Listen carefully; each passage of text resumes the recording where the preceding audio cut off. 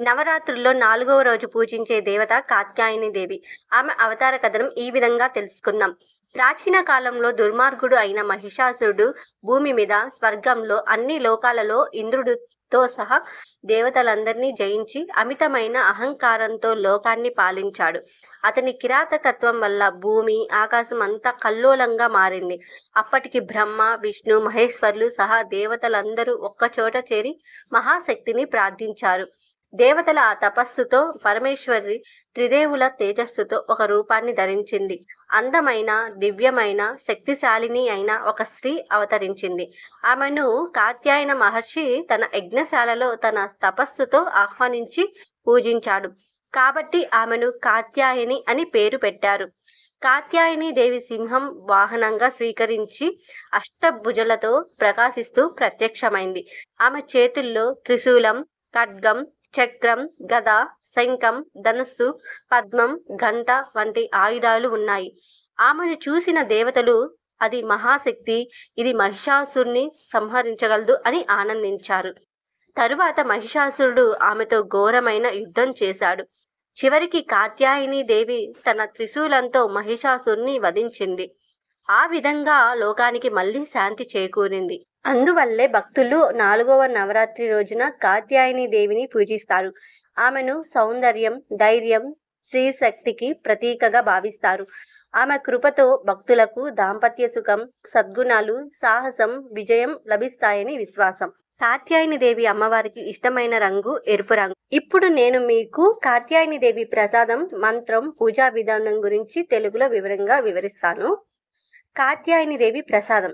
కాత్యాయని దేవి స్త్రీశక్తి, ధైర్యం, సౌందర్యానికి ప్రతీక. ఆమెకు ఇష్టమైన ప్రసాదాలు పాలు మరియు తేనెతో తయారు చేసిన పాయసం, అరటి పండ్లు, కొబ్బరి, చక్కెర నైవేద్యం, గోధుమ పిండితో చేసిన స్వీట్లు, లడ్డూలు. శాకాహార వంటకాలు, ముఖ్యంగా అవనీలలో ఉడికించిన కూరలు. కొందరు ప్రత్యేకంగా తేనె నైవేద్యం సమర్పిస్తారు. ఈ ప్రసాదాన్ని సమర్పించడం వలన ఆరోగ్యం, సౌందర్యం, దాంపత్య సుఖం లభిస్తాయని నమ్మకం. కాత్యాయని దేవి మంత్రం. నవరాత్రుల్లో 4వ రోజు ఈ మంత్రాన్ని జపిస్తారు. ఓం కాత్యాయన్యై చ విద్యమహే కన్యాకుమార్యై చ ధీమహే తన్నో దుర్గి ప్రచోదయాత్. లేదా సులభంగా జపించదగిన మంత్రం ఓం దేవి కాత్యాయన్యై నమః. ఈ మంత్రాన్ని 11, 21 లేదా 108 సార్లు జపించడం శ్రేయస్కరం. కాత్యాయని దేవి పూజా విధానం. ప్రథమం స్నానం చేసి శుభ్రమైన వస్త్రాలు ధరించాలి. పూజా స్థలంలో కలశంను ఏర్పాటు చేసి దానిపై కుమారికాదేవి అంటే కాత్యాయని విగ్రహం లేదా చిత్రంను ఉంచాలి. గంధం, పుష్పం, అగరబత్తి, దీపం సమర్పించాలి. పసుపు, కుంకుమ, చందనం, ఆకులు, పువ్వులు సమర్పిస్తూ దేవిని ధ్యానం చేయాలి. కాత్యాయని దేవికి ఇష్టమైన తేనె, పాయసం లేదా పండ్లు నైవేద్యం పెట్టాలి. ఆపై పై చెప్పిన మంత్రాన్ని జపించాలి. చివరిగా ఆరతి చేసి దేవి ఆశీర్వాదం కోరాలి. కాత్యాయని దేవి పూజా ఫలితాలు. పెళ్లి కాని యువతులు పూజిస్తే సద్గుణవంతుడైన వరుడు లభిస్తాడు అని విశ్వాసం. దాంపత్య సుఖం కోరేవారికి శాంతి, అనురాగం లభిస్తాయి. కష్ట సమయాల్లో ధైర్యం విజయాన్ని ప్రసాదిస్తుంది.